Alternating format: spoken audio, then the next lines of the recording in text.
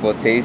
Uma boa tarde. Hoje estou aqui para a honra e glória de Deus para mais um vídeo. E hoje o assunto é: por que Deus se comunica ou se comunicaria através de um livro? Um cético, um ateu, alguém de uma outra denominação a qual não acredita em um Deus superior, né? Poderia estar dizendo, mas o que você poderia me dar de evidências lógicas e racionais que Deus necessitaria de se comunicar através de um livro? Vamos ver aqui 2 Pedro, melhor dizendo, 1:21, que diz assim: porque jamais uma profecia veio da vontade humana, foi o Espírito Santo que lhe concedeu mensagens verdadeiras de parte de Deus. Ou seja, 2 Pedro 1:21 diz que foi seres humanos, a partir da vontade de Deus, que escreveram as verdades e a vontade dele nesse livro sagrado. Mas alguém pode dizer, mas quem garante que a Bíblia está dizendo a verdade? Quem garante que homens colocaram as suas ideias aqui, né? Olha que algo interessante. A gente pode estar dizendo que não seres humanos, pela vontade deles, que escreveram esse livro sagrado, mas sim foi pela inspiração divina, ou seja, é Deus falando em sotaque humano, em uma linguagem a qual o ser humano possa estar entendendo. Olha que interessante. Mas se você for pensar bem, não parece uma contradição? Deus não poderia falar conosco diretamente, né? Porque parece uma contradição.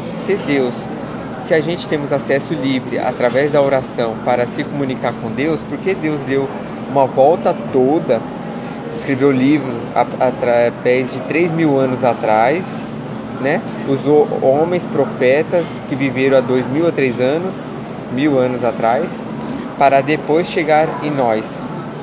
Não parece uma contradição? Não seria mais fácil ele chegar e revelar a sua vontade para nós? Mas olha que interessante. Vygotsky era um psicólogo, né? Que viveu nos anos século XVIII. E ele dizia o seguinte: o ser humano tem a necessidade de se interagir.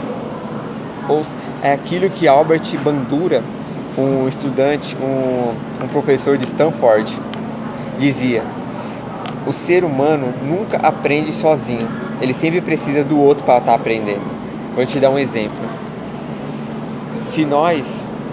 Se eu sou um advogado e estou no show, mas de repente eu preciso levar minha causa junto ao juiz, né? Eu preciso do quê?